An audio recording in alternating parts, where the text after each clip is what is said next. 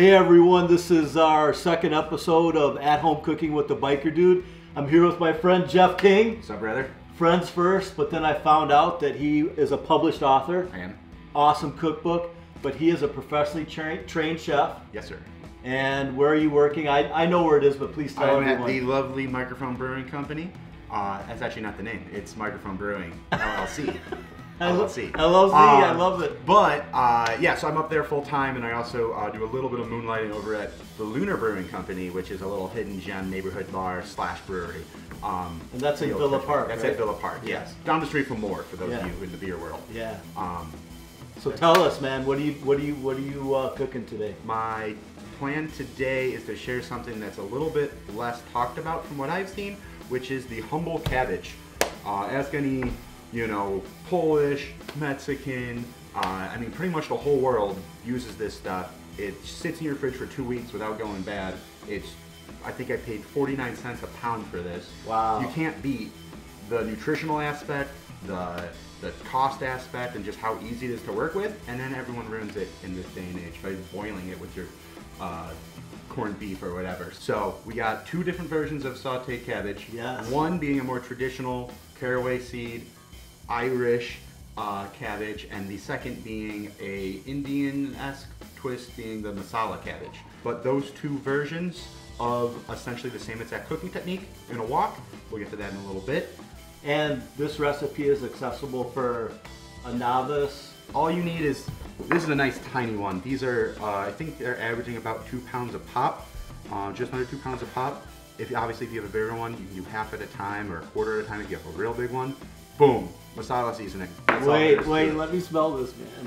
Oh, it's so simple. Oh, that smells so good. And yet complex. Red chili powder, any Indian style red chili powder is what you want. The rest of the seasoning is coriander, turmeric, cumin. Tablespoon of each. Make yourself a batch. You got plenty for next time. Doing one batch, teaspoon of each, half teaspoon of each. Mix it together, add it to taste. Gives a little bit of spice from the red pepper. The rest gives you all that aromatic goodness. That's all it takes. I'm super hungry now, man, and we haven't even started cooking yet. Please take me through the process, brother, and show us how to do it, man. Let's do it. So, all you gotta do, grab your trusty knife, cut through the stem, 2 halves. Cut through. Now you got, well, will have 4 quarters. You want to trim off the ends, pitch those into your compost. Is this one that doesn't have much stem. Okay. Diagonal to no visual stem there. Okay. This is fully edible. No way, really? It's delicious. Wow. Like broccoli stem. That's delicious. Broccoli stem.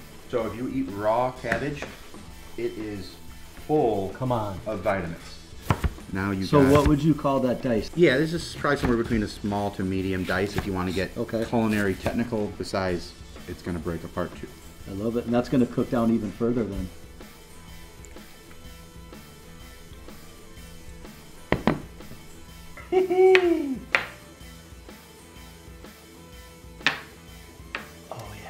What we're gonna do for this dish, and I recommend doing for pretty much anything you do ever, is toasting all your whole spices before you grind them.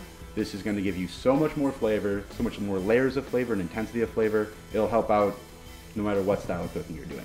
So what you're gonna wanna do for both of the sauteed dishes is get a wok nice and hot. You add avocado oil, or you can use canola oil or whatever you have on hand. I've been using avocado oil for pretty much everything, just for health reasons and everything. We're also going to throw some black pepper in there. I got a little bit of crushed mustard seed. Then once it gets a little smoky, you want to throw in your vegetables, which are cold and going to drop the temperature of the pan. So jack that heat up, let it get going. Don't touch your cabbage. Let it get a little sear on there. A little bit of smoke is fine. Let it sit in that oil, get a little browned up. Then you want to use a spatula.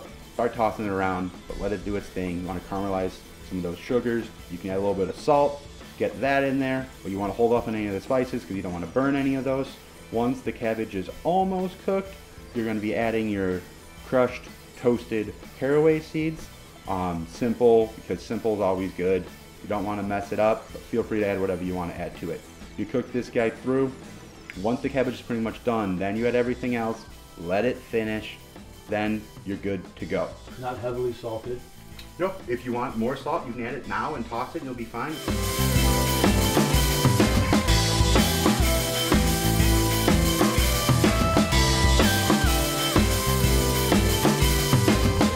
Now for the second dish, we already prepped it out the same way as the first dish. What we're gonna do here is kind of a flavor profile twist with the same basic technique, same base ingredient, totally different flavor profile. We're gonna start off actually by throwing in some jalapenos. So we got a few jalapenos. It's gonna be a little on the hot side today. We'll throw 3 of these chopped up in there, sear that up by itself before you add the cabbage. So we're just gonna kind of almost deep fry this in a little bit of oil at the bottom of the wok. So once the jalapenos coming together, that's looking not quite cooked, but starting to get a little bit soft. Then we're gonna dump in the diced up cabbage, give it a quick toss, and again, you just wanna let it cook. You wanna not mess with it, you wanna let it do its thing. You can see there's a little bit of smoke building up. You can feel free to add salt, really at any point. Just get it in there, hold off on the spices. You don't want those to burn when you're searing up all this other stuff. You can add some black pepper or white pepper, some of the caraway seeds. Then we're gonna throw in the masala blend. So we're gonna have turmeric, red pepper, coriander, and cumin. Equal parts, use as much as you want.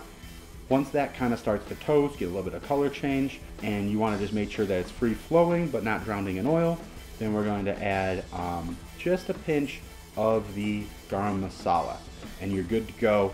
I think the total cook time has been what, about 8 minutes? That's just about all there is to it. You're just going to plate it up, make it look a little pretty. You can throw those lime wedges or lime halves on there.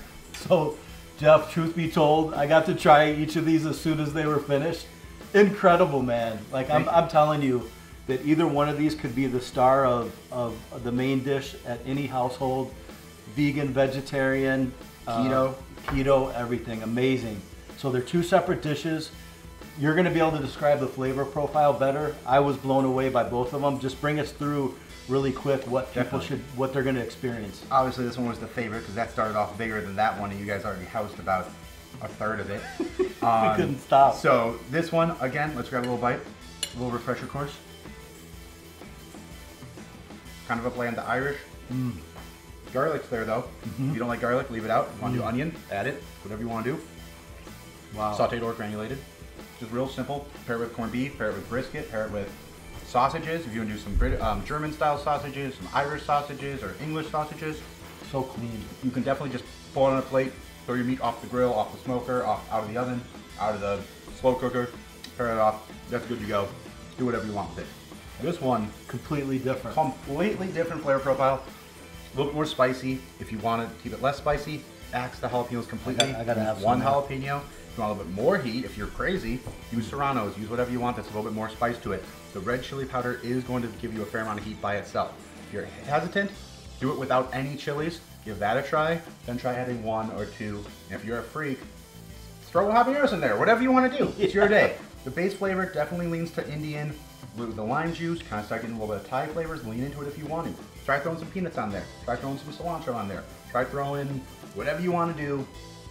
It's kind of your base of Indian. You can make it Thai, you can make it a little more Mexican. You can do all type of fusion fun stuff with it. Pair it with whatever intense flavors you want to do. Throw with some fusion tacos, I think you said earlier, or like a nice torta or something. Yes. Throw that on there, completely change up the flavor profile. Add lime juice to taste. If you want to make it more acidic as a topping, like a relish, but juice it up, and you're good to go. Thank you so much for sharing this. I mean, Anytime, this is brother. accessible to every novice, any home chef that's experienced. I mean, these are incredible dishes. Make sure that you subscribe to my YouTube channel, The Biker Dude. A biker dude. And say hi to Jeff at microphone. Say hi to microphone, beard food. Hit me up on Instagram. Walk you through anything you need. This caraway goes in everything.